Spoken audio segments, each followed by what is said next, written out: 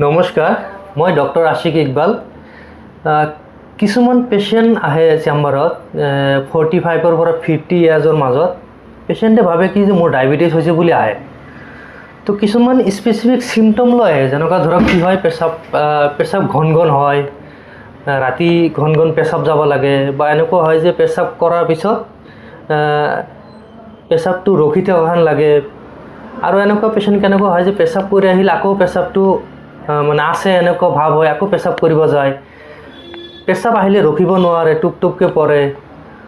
তো এনেকুৱা ধৰণৰ কি হয় চিমটম লৈ পেচেণ্টে ডায়েবেটিছ হোৱা বুলি আহে। তো এই বস্তুটো মই আপোনালোকক বুজাব চেষ্টা কৰিম যে এইটো কি বেমাৰ হয়। এইটো বেমাৰ কয় BPH বুলি কয়, বিনাইন প্ৰষ্টাটিক হাইপাৰপ্লেজিয়া বুলি কয়।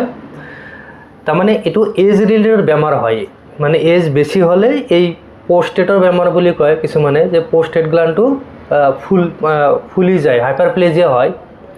তো আমাৰ নৰ্মেলি কি হয়, আমাৰ কিডনি থাকে, ধৰক এই দুটা কিডনি আছে, তাৰপিছত আপোনাৰ কি হয় দুটা এনেকৈ পাইপ এটা আহে, সেইটো হ'ল ইউৰেটাৰ বুলি কয়। তাৰপিছত কি হয় ইউৰিনাৰী ব্লাডাৰ বুলি কয়, যিটো পেচাব জমা হয়।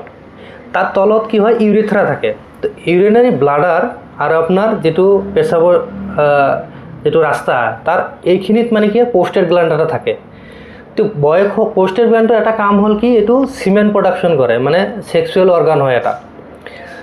তো বয়স হোৱাৰ পিছত কি হয়, এই প্ৰষ্টেট গ্ল্যাণ্ডটো কি হয় আপোনাৰ লাহে লাহে কি হয়, এইটো হাইপাৰপ্লেজিয়া মানে ফুলি যায়।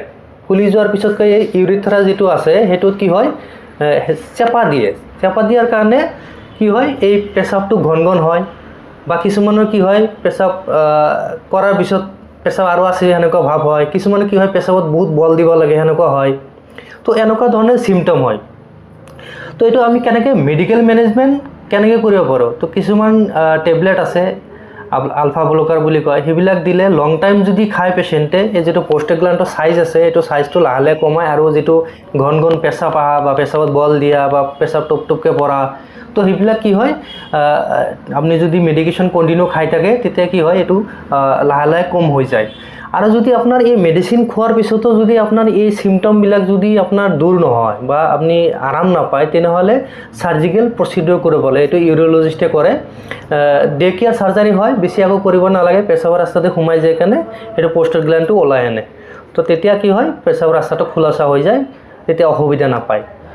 যদি এই ভিডিঅ'টো আপোনালোকৰ ইনফৰমেটিভ লাগে তেতিয়া ভিডিঅ'টো শ্বেয়াৰ কৰিব, আৰু যদি কিবা জানিব থাকে কমেণ্ট বক্সত কমেণ্ট কৰিব।